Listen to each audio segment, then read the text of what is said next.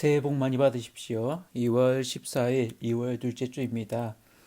설 명절을 보내고 또 비대면 예배로, 영상 예배로 이렇게 예배하게 됩니다. 제가 한번 기도하겠습니다. 사랑이 많으신 아버지 하나님, 우리에게 또 이 시기를 지나가면서 지켜주시고 또 함께 동행하여 주심을 감사드립니다.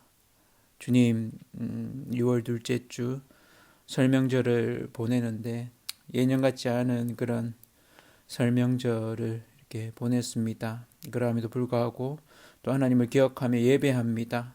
주님 앞에 예배함으로 또 머리 숙여 하나님 높여드리고 찬양하는 모든 입술들, 마음도 주님 기쁘게 받아주시고 또 우리에게 말씀으로 세임 허락하여 주시옵소서.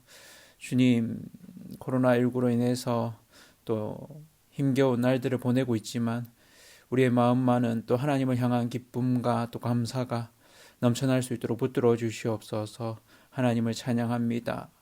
하나님 사랑합니다. 예수님의 이름으로 기도드립니다. 아멘. 찬송가 438장 내 영혼이 은총 입어 같이 찬양하도록 하겠습니다.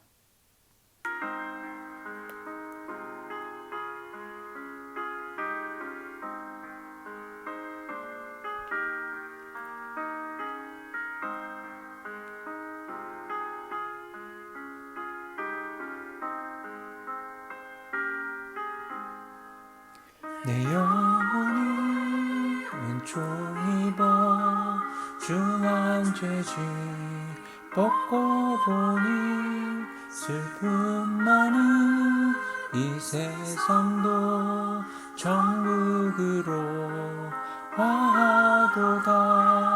할렐루야 찬양하세.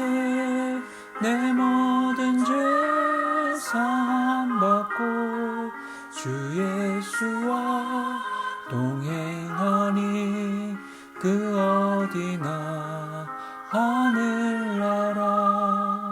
주의 얼굴 뵙기 전에 멀리 뵈던 하늘나라 내 마음속에 이루어지니 날로 가깝도다. 할렐루야 찬양하세. 내 모든 죄 사함받고 주 예수와 동행하니 그 어디나 하늘나라.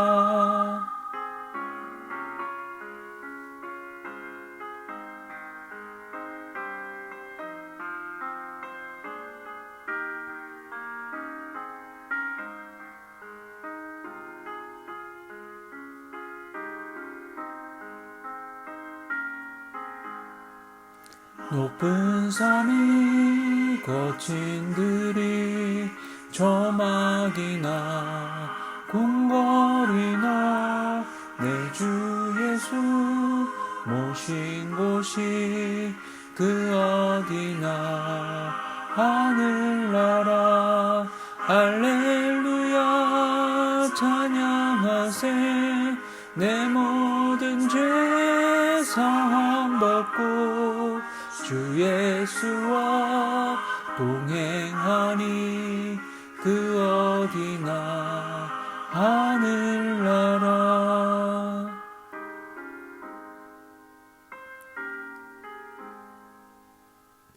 아멘. 오늘 같이 나눌 말씀은 창세기 32장 24절에서 32절까지 말씀입니다. 구약성경 49쪽입니다. 창세기 32장 24절에서 32절까지 제가 한 절 여러분이 한 절 번갈아 가면서 읽도록 하겠습니다. 제가 먼저 읽겠습니다.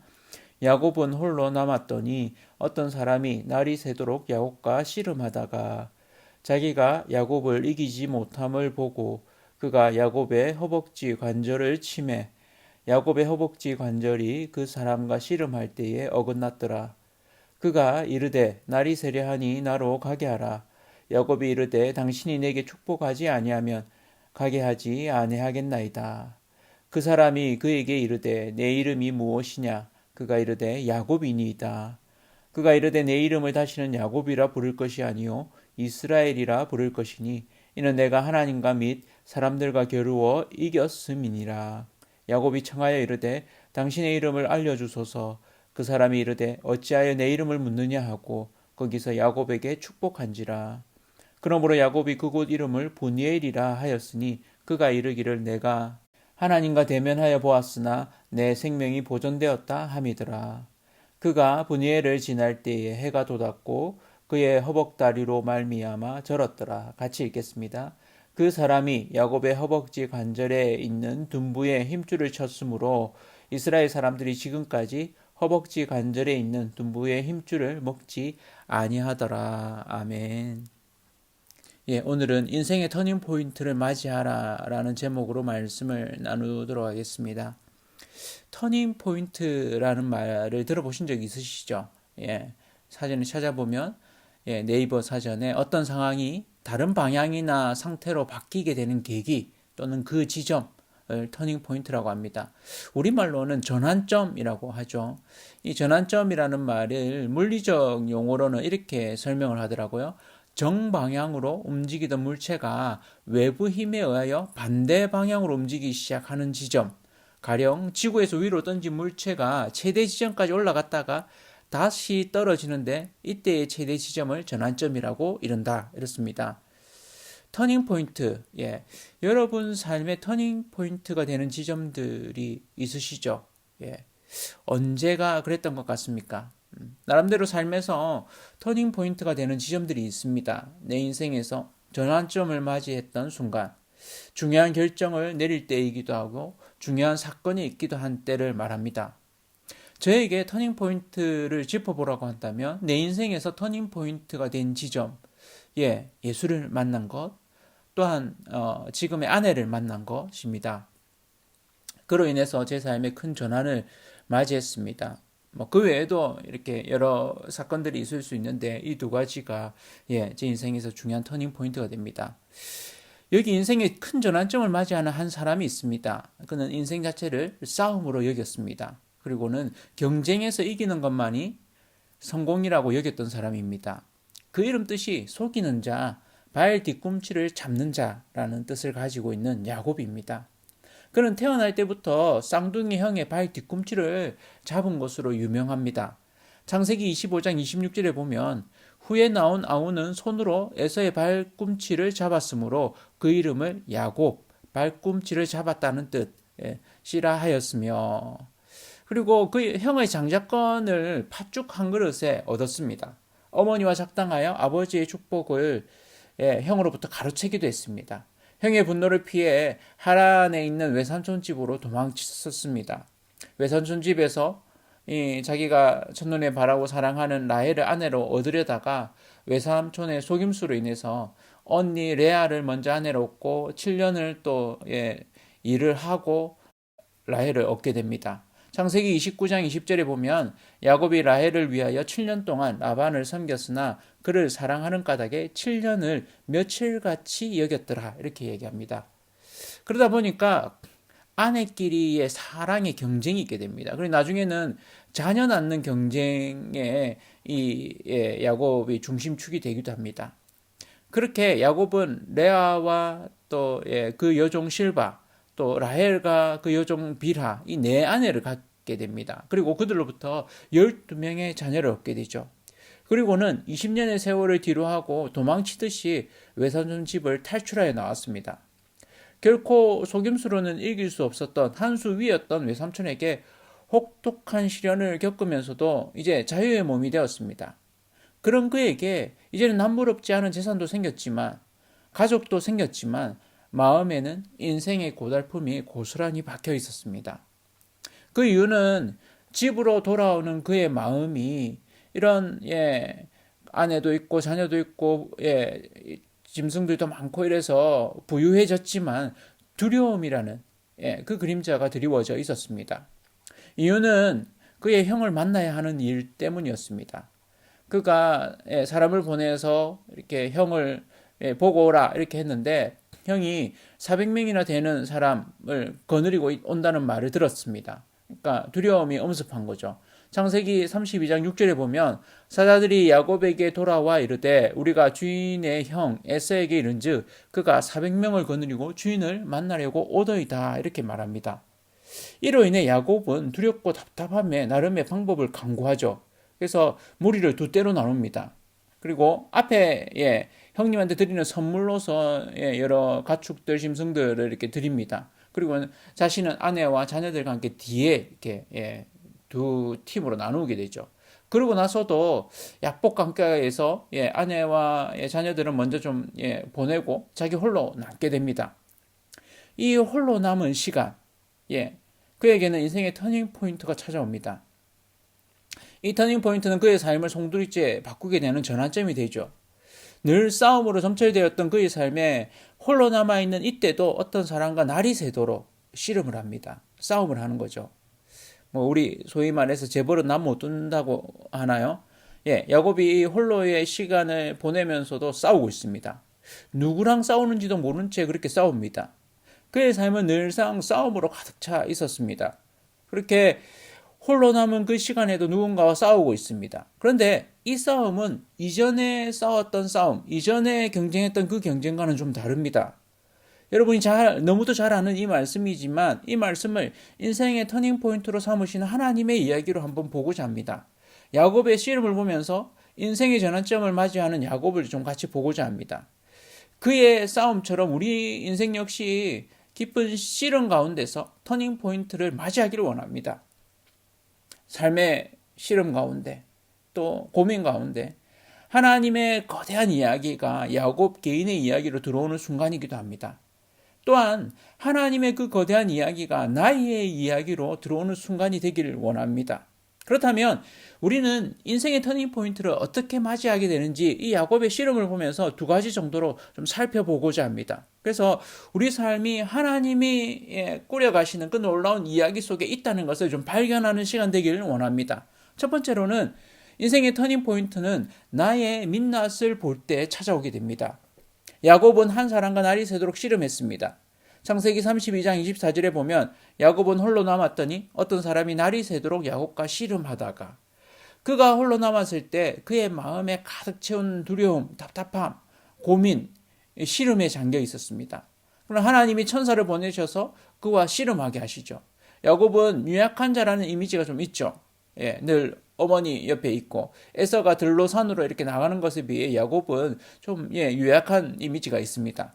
그러나 그는 결코 힘이 약하지 않았습니다. 오늘 천사와 싸우는 모습에서도 결코 뒤지지 않고요.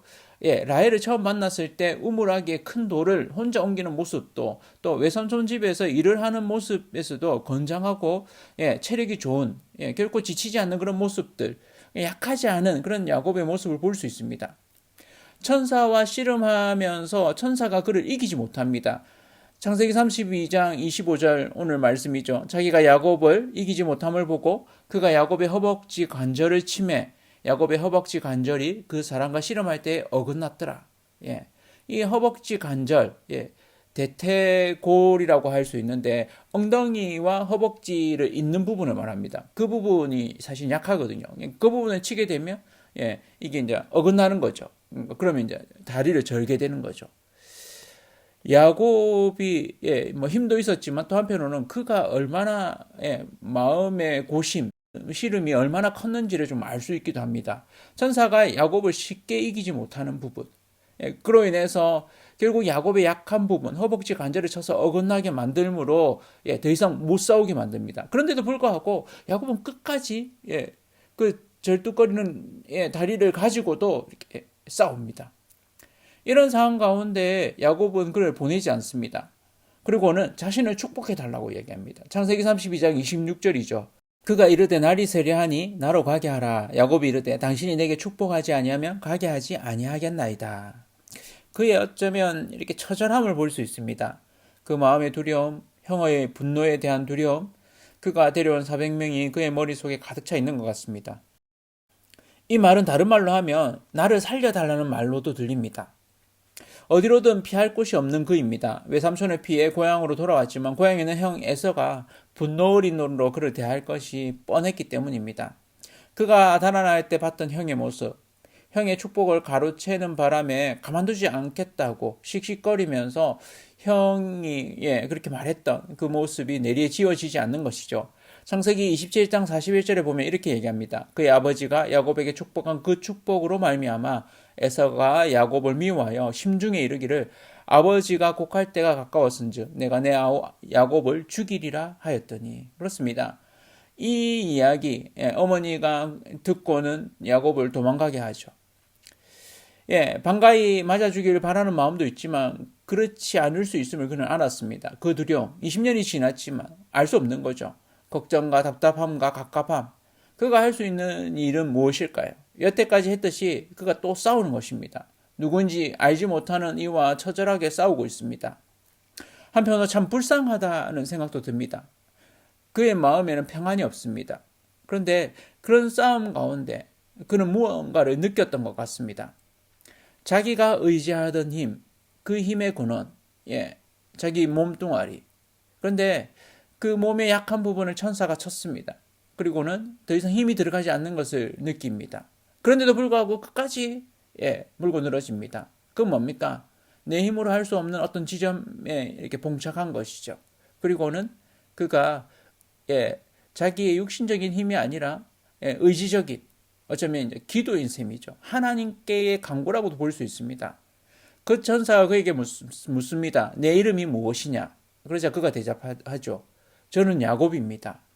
이름 뜻이 속이는 자입니다. 이 말은 결국 뭡니까? 저는 속이는 자입니다. 자기의 이름을 이야기하면서 자기가 어떤 자인지를 이제 고백하는 거죠. 그 한마디 속에는 참 그의 머릿속에 여러 가지 것들이 떠올랐을 것 같습니다. 저는 태어날 때 형 발 뒤꿈치를 잡았다고 합니다. 아버지를 속여서 형의 축복을 가로챘습니다. 형의 분노를 피해서 도망갔다가 이제 돌아왔습니다. 이제 형의 복수의 칼날 앞에 서야 합니다.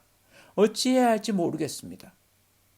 야곱 그의 마음 가운데 죽음이 가까이 있음을 어쩌면 느끼는지 모르겠습니다. 그러면서 고백합니다. 저는 나쁜 놈입니다. 아버지도 속이고 형도 속이고 외삼도도 속인 자입니다. 저는 싸우는 자입니다. 이 야복이라는 뜻이 싸우다라는 말의 뜻인 히브리어 아바크에서 이렇게 유래한 말이라고 합니다. 이 야복 강가에서 천사와 씨름하고 있는. 그러나 실상은 그가 자기 자신과 싸우고 있는지도 모르겠습니다. 하나님 내가 어떻게 해야 합니까? 라고 그가 깊은 고민 가운데 번뇌 가운데 그렇게 씨름하고 있는 것이죠. 여러분은 자기 자신과 얼마나 싸우십니까? 자기 자신과 싸우는 경험을 해본 적이 있으십니까? 내 자신의 어떤 모습과 부딪히는 경험들을 해본 적이 있으십니까? 여태까지 내가 취해왔던 삶의 태도가 어느 날 문득 잘못되었구나 하는 걸 느낄 때가 있으십니까? 나 자신의 어쩌면 솔직한 속내, 민낯을 본 적이 있으십니까? 나는 뭐든 잘한다고 여겼는데 실상은 그 모습이 나의 전부가 아니라는 것. 그것을 깨닫는 순간 내가 얼마나 연약한 자이고 부족한 자임을 깨닫는 그 순간 아니야 라고 말하고 싶은 그 순간 그런데 우리는 고백하게 되죠. 야곱이라고. 저는 야곱입니다. 저는 속이는 자입니다. 나는 한계를 가진 인간입니다. 저는 죄인입니다. 하고 그렇게 고백하는 거죠. 그 고백 앞에서 우리는 우리 자신과 마주하게 됩니다. 여러분이 마주하는 그 여러분의 민낯과 마주칠 때 피하지 마십시오. 외면하지 마십시오. 그때가 하나님의 은혜가 임하는 때입니다. 천사가 말하죠. 창세기 32장 28절입니다. 그가 이르되 내 이름을 다시는 야곱이라 부를 것이 아니요 이스라엘이라 부를 것이니 이는 내가 하나님과 및 사람들과 겨루어 이겼음이니라. 아멘. 천사가 참 놀라운 말을 합니다. 그거 너 정체성 아니다. 그거 너 이름 이제 하지 마라. 이렇게 얘기하죠. 더 이상 야곱이라 부르지 마라. 속이는 자라고 부르지 마라. 오히려 이스라엘 하나님과 싸워서 사람과 싸워서 이겼다라고 하나님이 그렇게 말해줍니다. 그의 삶의 태도가 달라지는 새로운 정체성을 부여하십니다. 내가 내 실상, 내 적나라한 모습을 이렇게 직면하게 될 때 피하고 싶어집니다. 도망치고 싶어지죠. 어찌할 바를 몰라 합니다. 그런데 그런 나 자신을 보시고 하나님이 말씀하십니다. 뭐라고요? 괜찮다. 내가 너를 사랑한다. 네가 내 아들이다. 내가 너를 기뻐한다. 이렇게 이야기하신 겁니다. 야곱이 과연 하나님과 싸워서 이길 수 있었을까요? 저는 그럴 수 없다고 생각합니다. 하나님이 한편으로는 져주신 게 아닌가 싶습니다. 그만큼 야곱이 처절했기도 한 거죠. 그런 야곱에게 하나님이 말씀하십니다. 뭐라고요? 이제 내가 좀 아는구나. 그거야. 바로 여기서 나에게 의지해야 하면 돼. 라고 어쩌면 하나님이 그 야곱을 축복하십니다. 괜찮아 라고 말씀하시는 거죠. 인생에서 내 뜻대로 안 될 때가 있죠. 내 마음대로 하려고 하는데 안 될 때가 있죠. 그런 순간 우리는 깨닫습니다. 그리고 나의 연약함을 바라봅니다. 그러면서 하나님을 보게 됩니다. 하나님이 우리에게 말씀하시죠. 괜찮다. 우리의 민낯을 볼 때, 마치 베드로가 물고기가 갑자기 너무 많이 잡혔을 때 주님 앞에 그가 고백하잖아요. 저는 죄인입니다. 저를 떠나소서라고 말했던 것처럼 우리 존재의 깊은 것 가운데 인생의 어떤 순간에 내 뜻대로 할 수 없다는 것을 깨달을 때, 그때 하나님이 나에게 찾아오셨구나 하는 것을, 그 경위를 경험하게 됩니다. 그때 우리는 알게 됩니다. 내 인생의 터닝 포인트가 왔다는 것을. 그곳에서 우리는 새로운 시작을 할 수 있게 됩니다. 인생의 전환점을 맞이합니다. 내 인생의 주인이 내가 아니라는 걸 알게 되는 거죠. 내 인생의 진정한 주인은 하나님이십니다. 아멘. 믿으십니까? 부족하고 연약하지만 죄인인 인간을 그래도 사랑하시고 나를 위해서 내 죄를 다 대신해 주셔서 십자가에 죽으신 그 예수 그리스도의 은혜로 내가 구원받게 하시고 하나님 자녀 되게 하셨구나. 하나님이 야곱에게 말합니다. 네가 나에게 왔구나. 그동안 힘들었구나. 그래, 네가 나를 이겼다. 아니, 네가 너를 이겼다라고 격려하시는지 모르겠습니다. 그렇게 축복하십니다. 하나님께서 이 아침에 저와 당신을 찾아오시는 줄을 믿으시고 나아가길 원합니다. 괜찮다라고.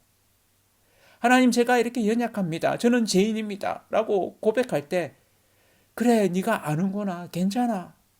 내가 너와 함께 있어. 너는 나와 함께 있는 자야. 라고 이야기하시는 거죠. 그래, 너는 내게 속한 자야. 라고 이야기하시는 겁니다. 내 인생의 민낯을 볼 때, 내 자신의 바닥을 보게 될 때, 나의 재성을 보게 될 때, 우리 인생이 얼마나 쉽지 않은지, 내 존재가 어떤 자인지, 내 죄가 얼마나 깊은지, 내 영적인 가난함을, 내가 파산한 자임을 알게 될 때, 그때 하나님의 얼굴을 볼 수 있게 됩니다. 인생의 어려운 시절에 좌절하지 마십시오. 낙심하지 마십시오. 낭망하지 마십시오. 하나님이 함께 하십니다.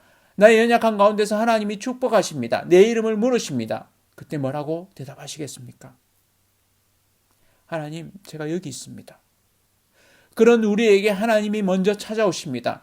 형을 도망치던 그 밤에, 그 꿈에 하나님이 찾아오셔서 그에게 여기가 하나님의 집임을 깨우쳐 주셨습니다. 그리고는 그가 그의 하나님 되심을 보여주셨습니다. 하나님이 지금도 찾아오십니다. 그 하나님을 만나십시오. 여러분의 하나님을 만나십시오. 다른 곳이 아닙니다. 정말 힘들 때, 다른 곳으로 피할 곳이 없을 때 하나님 앞에 서십시오. 하나님 앞에 쏟아 놓으십시오. 그리고 나의 정직한 내면을 한번 보십시오. 그리고 주님 앞에 기도하십시오. 주님, 제가 이렇게 왔습니다라고. 그럴 때 하나님은 우리 인생을, 우리 자신을, 우리 내면을 만지십니다. 그리고는 괜찮다. 일어서거라. 내가 너와 함께한다 라고 말씀하십니다. 그때 인생의 터닝포인트를 맞이하게 됩니다. 그런 하나님의 은혜를, 하나님의 축복하심을 경험하는 저와 온 성도님들 되시기를 축복합니다. 두 번째로 인생의 터닝포인트는 하나님의 얼굴을 볼 때입니다. 야곱은 좀 민망했던 것 같습니다. 그래서 그런지 오히려 천사에게 역으로 이름을 알려달라고 간구합니다. 천사가 대답을 하지 않습니다. 왜 알려고 하느냐라고 오히려 묻죠. 그리고는 오히려 축복합니다. 이러면서 야곱이 뭔가를 깨닫습니다. 아니, 어쩌면 야곱은 이미 알았던 것 같습니다. 그러나 그 안 것을 곰곰이 직면하지 않았던 것 같습니다. 그리고는 그 순간 그가 깨닫습니다. 그 이후에 이곳 이름을 분이엘, 하나님의 얼굴이라고 짓습니다. 창세기 32장 30절에 보면 같이 한번 읽어보실까요? 그러므로 야곱이 그곳 이름을 분이엘이라 하였으니 그가 이르기를 내가 하나님과 대면하여 보았으나 내 생명이 보존되었다 함이더라. 그렇습니다. 그는 그가 씨름한 이가 하나님임을 알았습니다. 하나님이 보내주신 천사임을 알았던 것이죠. 그럼에도 불구하고 그가 살아있다는 것에 대해서 감사했습니다. 그의 인생에 찾아오신 하나님의 은혜를 경험한 것입니다. 이제야 깨달은 것입니다. 그를 억누르던 두려움이 그 두려움은 형 에서의 얼굴이었습니다. 그의 분노 어린 얼굴이었습니다. 그런데 그는 그곳에서 형보다 더 높은 하나님의 얼굴, 더 무서운 하나님의 얼굴을 뵀던 것입니다. 감히 뵐 수 없는 그 하나님의 얼굴을 뵌 것이죠.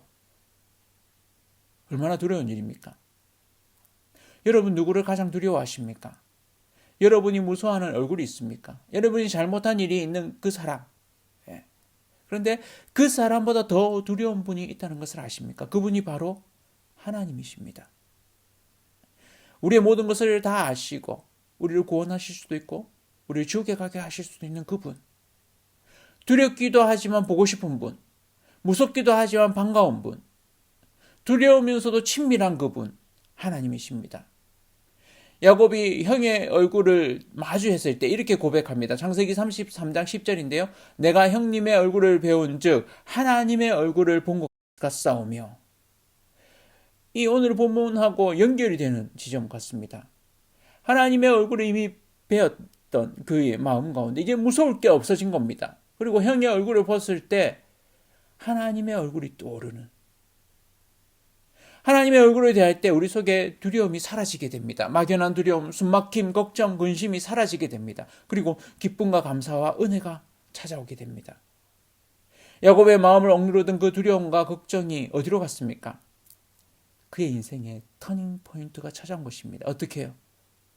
자신의 삶을 늘 자기 힘으로 개척해야 한다고 생각했던 거였습니다. 속이고 이겨야 하는 삶이었습니다. 그런데 천사가 그의 한도뼈, 대퇴골두이죠. 그 부분을 쳐서 더 이상 이길 수 없는 그때의 그의 이름을 물어보셨습니다. 그리고는 그는 깨닫습니다. 내가 죄인이라는 것, 내가 나쁜 놈이라는 것. 자신을 보게 하신 그 하나님을 보게 됩니다.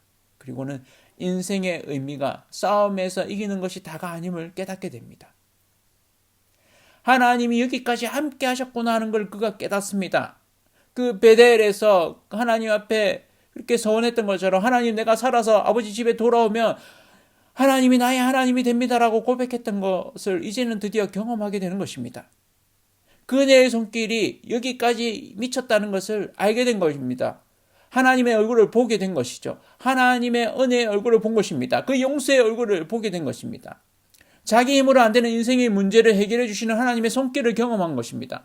늘 함께 하셨던 그 하나님, 하란 땅에서도 나의 하나님이심을 그는 이제야 알게 된 것입니다. 내 힘으로 다 한 줄 알았는데 그게 아니었던 것이죠. 내 힘을 의지해서 살아가야 하는 줄 알았는데 안 그래도 된다고 말씀하십니다. 하나님이 늘 함께 계셨던 겁니다. 그리고는 말합니다. 나를 의지하라고. 하나님의 이야기가 우리의 삶으로 들어옵니다. 그 거대한 하나님의 이야기, 그 이야기는 내가 다 책임지고 다 하지 않아도 된다고 이야기합니다. 예수님이 책임지셨다고 이야기합니다. 그 왕의 기한의 이야기, 하나님의 통치의 이야기, 하나님이 우리를 다스리시고 진정한 주인 되신다는 그 이야기입니다. 우리가 다 책임지지 않아도 된다고 이야기합니다. 나 혼자 모든 걸 다 해야 한다는 압박감 속에서 해방되게 하십니다. 성공하고 이기고 뭐든 잘해야만 한다는 강박 가운데 살지 않아도 된다고 이야기합니다. 하나님이 같이 하시겠다고 말씀하십니다. 그리고 손을 내미십니다. 그 하나님의 손을 붙드십시오. 강박에서 벗어나십시오. 하나님의 손을 잡으십시오. 그리고는 하나님과 함께 하십시오. 하나님이 인도하시는 그 은혜를 매일매일 누리시는 저와 성도님들 되시기를 축복합니다. 예수님은 이렇게 이야기하시죠. 마태복음 11장 28절에서 30절입니다. 같이 한번 읽어보실까요? 수고하고 무거운 짐진 자들아 다 내게로 오라. 내가 너희를 쉬게 하리라. 나는 마음이 온유하고 겸손하니 나의 멍에를 메고 내게 배우라. 그리하면 너희 마음이 쉼을 얻으리니 이는 내 멍에는 쉽고 내 짐은 가벼움이니라 하시니라. 아멘. 그렇습니다. 야곱은 이후에 오히려 인생의 어려움들을 더 많이 경험하게 됩니다. 형 에서를 만나고 그 은혜를 경험하지만 이후에 딸 디나가 겁탈당하기도 하고 가장 사랑하는 아들 요셉을 잃기도 합니다. 자기 뜻대로 안 되는 인생을 경험합니다. 그가 사랑하던 아내 라헬도 죽게 됩니다. 빨리 죽죠. 이집트의 총리가 된 요셉 앞에 섰을 때 그는 이렇게 고백합니다. 내가 험악한 세월을 살았다고 고백합니다. 그렇지만 그의 중심에는 하나님이 있습니다. 인생 앞에서 모든 것이 잘 풀리기를 우리는 바랍니다. 그러나 하나님이 바라시는 것은 그것을 넘었습니다. 우리 인생의 터닝포인트는 하나님의 얼굴을 뵙는 것입니다. 우리의 얼굴에 민낯을 본 자는 하나님의 은혜의 얼굴을 볼 때 그 은혜에 감격하게 됩니다. 그리고 하나님을 의지하게 되죠. 인생 앞에 함부로 덤벼들거나 교만하지 않습니다. 오히려 하나님의 뜻을 구하고 하나님을 사랑하고 이웃을 사랑합니다. 우리를 이 땅에 부르신 하나님께서 우리를 통해 하나님의 그 놀라운 이야기를 이 땅에 펼쳐나가시기를 원하십니다. 우리는 그 놀라운 그 거대한 이야기를 이 땅에 펼쳐나가는 작은 통로들입니다. 그 이야기가 내 삶에 들어올 때 우리는 깨닫습니다. 하나님의 은혜가 얼마나 놀라운지, 그리고 그 얼굴을 배울 때 얼마나 감사한지를 깨닫게 됩니다. 인생의 터닝포인트를 맞이하십시오. 내 힘으로 모든 것을 다 하는 것이 아니라 함께 행하는 것, 하나님이 도우신다는 것, 나를 찾아오셔서 내 인생의 민낯을 보게 될 때 괜찮다, 내가 여기 있다라고 말씀하시는 그 하나님의 인자한 용서의 얼굴을 보십시오. 인생의 터닝포인트는 여기 있습니다. 우리를 찾아오시는 그 하나님을 만나는 것입니다. 지금 여기에서 우리에게 말씀하시는 그 하나님, 내 인생 가운데 내가 안 된다고 느낄 때 바로 그때 찾아오셔서 괜찮다, 나랑 같이 가자, 함께 걸어가시는 그 하나님, 그 하나님으로 은혜를 누리시는 인생의 터닝포인트를 경험하시는 저와 성도님들 되시기를 축복합니다. 그래서 나는 걸렀어, 이젠 어쩔 수 없어 라고 생각할 때 아니야, 괜찮아, 이제 일어설 수 있어, 나랑 같이 가자, 내가 너를 축복한다 하시는 그 말씀을 듣고 하나님이 써내려 가시는 그 놀라운 이야기, 우리 인생의 새로운 이야기, 은혜의 이야기를 누려가시는, 살아가시는 이 한 주, 또 이 한 해 되시기를 축복합니다. 그래서 이 한 해 우리에게 주어진 그 축복을 또 나누는, 이웃을 축복하는 삶을 사시고, 또한 예수 그리스도가 사셨던, 이 땅에서 사셨던 그 제자로서의 삶을 살아가는, 그래서 내 힘으로 모든 것을 다 하겠다가 아니라 하나님이 함께 하시는, 하나님이 보여주시는 그 놀라운 터닝포인트를 경험하시는 그런 이 2021년 한 해 되시기를 축복합니다. 함께 기도하겠습니다. 기도하실 때 하나님, 부족한 인생에 찾아오셔서 감사합니다. 하나님, 내 인생의 민낯을 바라봅니다. 연약하고 부족한 이 인생을 불쌍히 여겨 주시옵소서. 하나님의 은혜의 얼굴을 비추어 주시옵소서. 이 한 해 하나님의 얼굴을 뵈므로 터닝포인트를 경험하게 붙들어 주시옵소서. 함께 기도하겠습니다.